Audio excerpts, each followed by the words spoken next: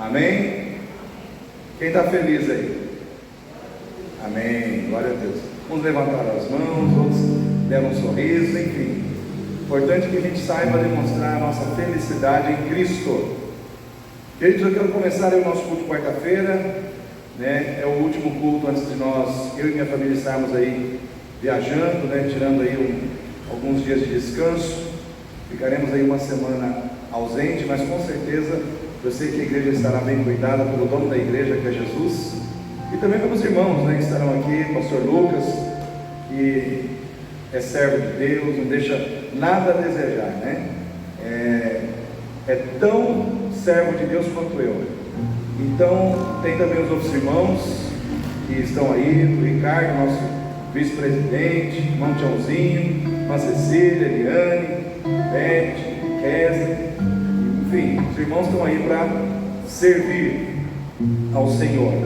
E eu quero começar aqui o nosso culto de quarta-feira, lendo aqui em Marcos capítulo 5, versículo 22, o texto que fala de Jairo. Diz assim: eis que chegou um dos principais da sinagoga, por nome Jairo, e vendo-o, prostrou-se aos seus pés, e rogava-lhe muito, dizendo: minha filha está à morte, rogo-te que venhas e lhe imponhas as mãos, para que sare e viva. E foi com ele, e seguia-o uma grande multidão que o apertava. E certa mulher, que havia 12 anos, tinha um fluxo de sangue, e que havia padecido muito com muitos médicos, despendido tudo quanto tinha, nada lhe aproveitando isso, antes indo a pior, ouvindo falar de Jesus, veio por detrás, dentre a multidão, e tocou na sua veste, porque dizia: se tão somente tocar nas suas vestes, sararei. E logo se lhe secou a fonte do seu sangue, e sentiu no seu corpo estar já curada daquele mal. E logo Jesus, conhecendo que o poder de si mesmo saíra, voltou-se para a multidão e disse: quem tocou nas minhas vestes?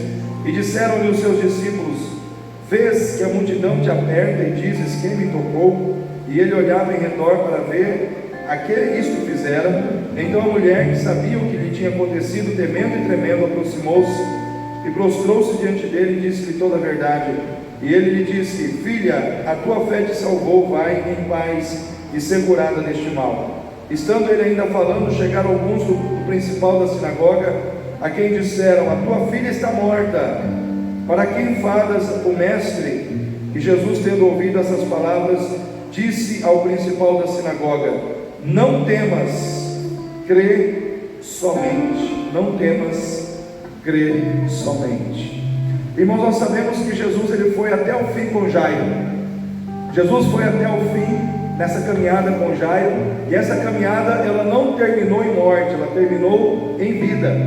Jairo, ele viu a sua filha sendo ressuscitada, sendo trazida de novo à vida, pela ação, pelo poder do Senhor Jesus.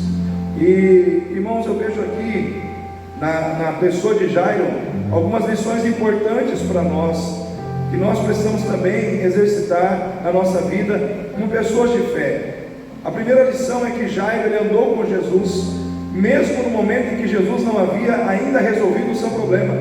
Ele tinha um problema, o problema estava dentro da sua casa, era um problema terrível, ligado à saúde da sua filha.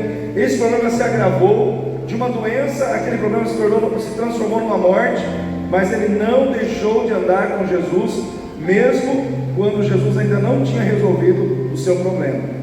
E essa é a primeira lição que eu quero trazer para nós hoje, queridos.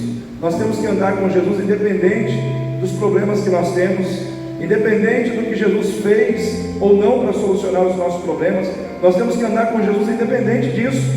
Jairo, ele andou com Jesus crendo, e ele foi até o fim com o Senhor, ainda mesmo no momento em quando a situação se tornou pior do que já estava, ainda que a situação houvesse se agravado, ainda que pessoas tivessem chegado ali naquele momento e disseram a Jairo: desiste, não incomode mais o mestre, porque a sua filha morreu. Mesmo assim, Jairo permaneceu firme, quando a situação que já estava ruim se tornou pior ainda. Então eu quero dizer para você nessa noite, querido, eu não sei qual é o seu problema, a sua situação, a sua necessidade, mas eu sei de uma coisa: se você andar com Jesus e perseverar em caminhar com Jesus, Ele pode cuidar dessa situação para você.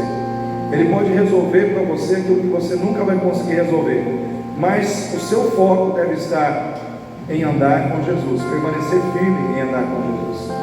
Uma outra lição que esse texto me mostra, me ensina, é que esses momentos da vida em que a gente tem que escolher entre a voz da multidão e a voz de Deus. A voz da multidão veio ao encontro de Jairo dizendo: desiste, porque o seu problema não pode ser resolvido. Mas Jesus, olhando para Jairo, disse: não temas, crê somente.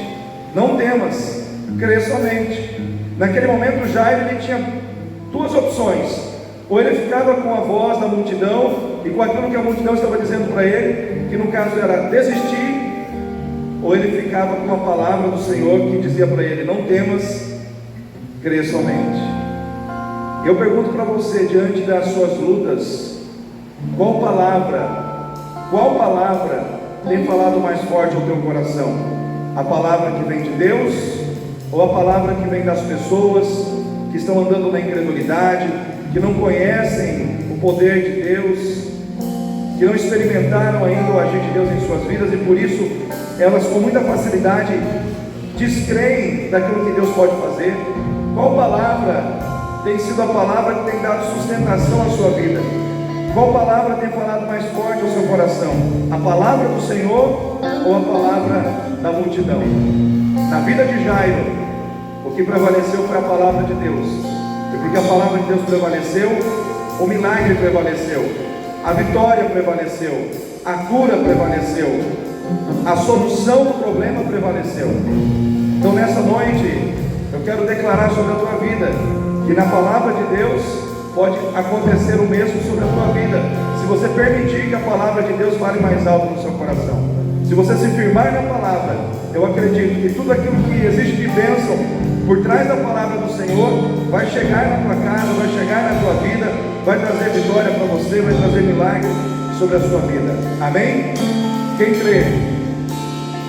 Fique em pé nesse momento. Então nós vamos estar orando, colocando diante de Deus nossas vidas, colocando diante de Deus este culto.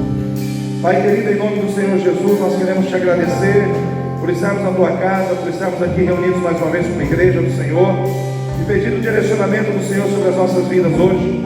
Abençoa, Pai, este culto, as vidas que aqui estão. Senhor Deus, toca nas nossas vidas com a tua mão de poder, toca em nossos corações e na nossa consciência com a verdade bíblica estabelecida na tua palavra, para que possamos entender e compreender a tua vontade e aplicá-la na nossa vida todos os dias, Pai.